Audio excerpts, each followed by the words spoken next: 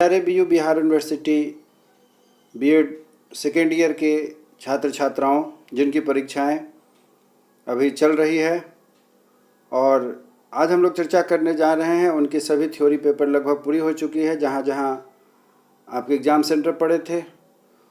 उम्मीद करता हूं कि आपकी परीक्षा बहुत अच्छे ढंग से गए होंगे। आज हम लोग चर्चा करने जा रहे हैं कि बीएड सेकेंड ईयर के छात्र छात्राओं के लिए दो बहुत ही महत्वपूर्ण पेपर होते हैं, बहुत ही स्कोरिंग पेपर होते हैं जो उनके एग्रीगेट मार्क्स को बहुत अच्छे ढंग से, बेहतर ढंग से अच्छा पोजीशन लाने के लिए सहायक हो सकते हैं। जिसमें से फर्स्ट पेपर यदि कहा जाए जो कि पूरी तरीके से महाविद्यालय के हाथ में होता है, जहां पर आपका नामांकन होता है, वह पेपर होता है ईपीसी 4। ईपीसी 1, 2 और 3 जो आप लोगों ने बीएड फर्स्ट ईयर में पढ़ा है उसी की अगली कड़ी है ईपीसी 4। और दूसरा पेपर है इंटर्नशिप जिसमें लगभग 250 मार्क्स के वह पेपर होते हैं और ईपीसी 4 जो है वह 50 मार्क्स का होता है और यह आप छात्र छात्राओं के लिए बहुत ही महत्वपूर्ण पेपर है। जैसा कि मैंने अभी बताया कि ईपीसी 50 मार्क्स के हैं और इंटर्नशिप 250 अर्थात 250 अंक के हैं। कुल मिलाकर के आप जो यहाँ देख रहे हैं कि 300 अंक पूरी तरीके से आपके हाथ में हैं। आज की इस वीडियो में हम लोग चर्चा करने जा रहे हैं कि ईपीसी से रिलेटेड, ईपीसी 4 से रिलेटेड जो महत्वपूर्ण प्रश्न है जो आपकी परीक्षा में पूछी जा सकती है, पूछी जाती है, उसी पर आधारित हम लोग चर्चा करने जा रहे हैं। जैसा कि आप जानते हैं, पहले भी चर्चा हो चुकी है कि यह जो 50 मार्क्स का पेपर होता है उसमें मुख्य रूप से प्रश्न 3 यूनिट में आते हैं। 3 यूनिट से 2-2 प्रश्न होते हैं, अर्थात प्रश्नों की संख्या 6 होती है और सभी यूनिट से जो 2-2 प्रश्न रहते हैं उसमें से किसी एक प्रश्नों को अटेम्प्ट करना होता है, अर्थात आपको 3 प्रश्नों के उत्तर लिखने के लिए होते हैं।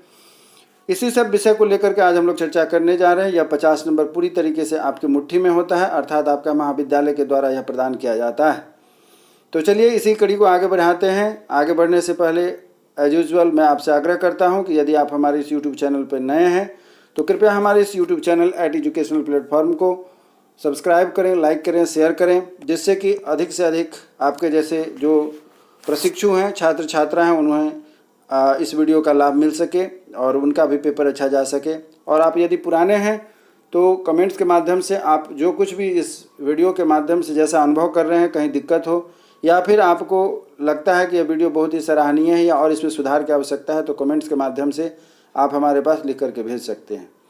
चलिए आगे बढ़ते हैं। आज का हमारा यह पेपर है ईपीसी 4, जिसे हम अंडरस्टैंडिंग द सेल्फ के नाम से जानते हैं। हिंदी में इसे स्वयं की समझ के नाम से जाना जाता है। यह पेपर जैसा कि मैंने बताया, हम लोगों के यहाँ बिहार यूनिवर्सिटी में विशेष करके यह जो पेपर होता है ईपीसी 4, यहाँ पर लॉन्ग टाइप आंसर क्वेश्चन पूछे जाते हैं। बहुत सारे विश्वविद्यालयों में ऑब्जेक्टिव भी प्रश्न रहते हैं, ऑब्जेक्टिव के साथ साथ डिस्क्रिप्टिव क्वेश्चंस भी होते हैं, लेकिन हमारे अर्थात बिहार यूनिवर्सिटी में यह मुख्य रूप से जो है कि आपको डिस्क्रिप्टिव ही क्वेश्चंस रहते हैं, अर्थात 40 प्रश्न 40 मार्क्स के यहाँ पर आपकी परीक्षा होगी। 2 घंटे में जवाब देना है, जिनमें से किन्हीं 3 प्रश्नों के उत्तर देने आपके लिए बहुत ही अहम होते हैं। यह 40 नंबर थ्योरी में है तथा 10 नंबर आपके असाइनमेंट में होते हैं। कुल मिलाकर के 50 नंबर आपके अपनी मुट्ठी के हैं जो आपके महाविद्यालय से, जिसके द्वारा जहाँ आपका नामांकन होता है वहाँ से आपको प्राप्त होता है। चलिए यूनिट 1 के 2 प्रश्न हैं हमारे पास, उसको मैं पढ़ता हूँ। उम्मीद करता हूँ कि आपकी परीक्षा में बहुत ही सहायक सिद्ध होगा। आप इनकी तैयारी करके अपनी परीक्षा को बेहतर ढंग से लिख सकेंगे और 50 के 50 अंक सुरक्षित कर सकेंगे। प्रश्न है पहला नंबर यह कि प्रगति से आप क्या समझते हैं। प्रगति से आप क्या समझते हैं, इसको प्रभावित करने वाले कारक कौन कौन से हैं तथा इसकी विशेषताओं का वर्णन करें।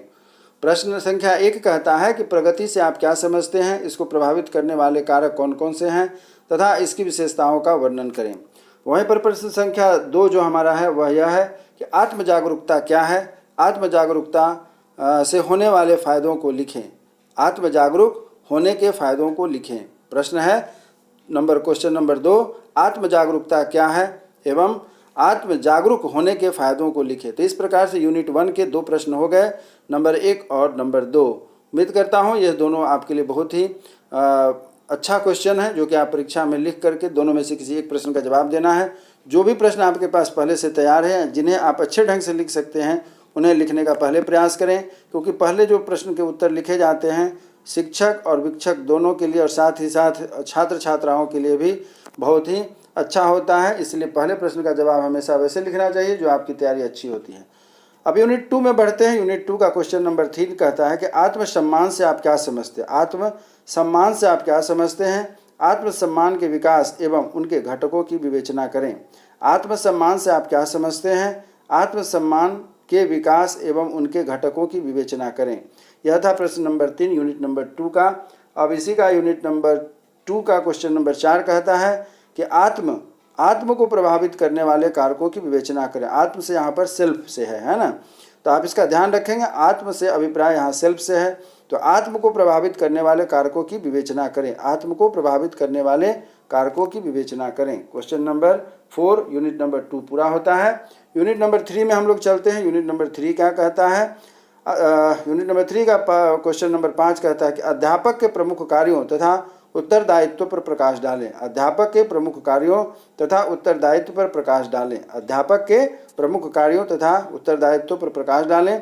आदर्श अध्यापक के गुणों की व्याख्या करें। आदर्श अध्यापक के गुणों की व्याख्या करें। आदर्श अध्यापक के गुणों की व्याख्या करें। प्रश्न नंबर 6 है हमारे पास, तनाव क्या है? इसकी नकारात्मक प्रतिक्रियाओं की विवेचना करें। तनाव क्या है? इसकी नकारात्मक प्रतिक्रियाओं की विवेचना करें। तो इस प्रकार से आपने देखा कि कुल यहाँ पर प्रश्नों की संख्या 6 है और इन 6 प्रश्नों के जवाब आपको देने हैं।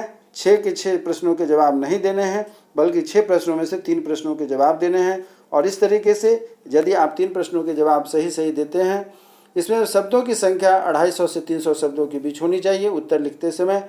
ज़्यादातर बच्चे परेशान होते हैं कि सर कितना उत्तर लिखूं, कैसे लिखूं। तो आपको बताना चाहता हूं कि यदि आप उत्तर लिखने में सक्षम हैं तो प्रश्न के उत्तर आप 250 से 300 शब्दों के बीच में 350 तक लिखा जा सकता है, उससे कम नहीं लिखिएगा, क्योंकि आंसर पर्याप्त होनी चाहिए, अच्छी होनी चाहिए, तभी आप अपने लिए सुरक्षित कर सकते हैं आपके द्वारा जो मार्क्स मिलेंगे। इसी उम्मीद के साथ कि आपसे आपकी अगले वीडियो में मुलाकात होगी। नेक्स्ट वीडियो में मैं आपके लिए लेकर के आ रहा हूँ इंटर्नशिप फाइल को परीक्षा में कैसे पूछे जाते हैं, कैसी तैयारी करनी है जिससे कि इंटर्नशिप की तैयारी आपकी अच्छे से हो सके। और उसमें आपके 250 अंक होते हैं। यह जो पेपर है APC4 यह तो 50 नंबर का है। इंटर्नशिप आपके पास 250 नंबर के होते हैं। किन किन मुख्य बातों को ध्यान में रख करके आप इंटर्नशिप में 250 अंक सुरक्षित कर सकते हैं, इन्हीं सब बातों को लेकर के मैं वीडियो के अगले वीडियो जो मेरी होगी उसमें आप देख सकेंगे। उम्मीद करता हूं और आपसे आग्रह करता हूं कि आप हमारे इस YouTube चैनल पर यदि नए हैं तो कृपया इसे लाइक शेयर सब्सक्राइब करें और अपने अधिक से अधिक दोस्तों को इसका लाभ उठाने का आप निश्चित रूप से सुझाव दें।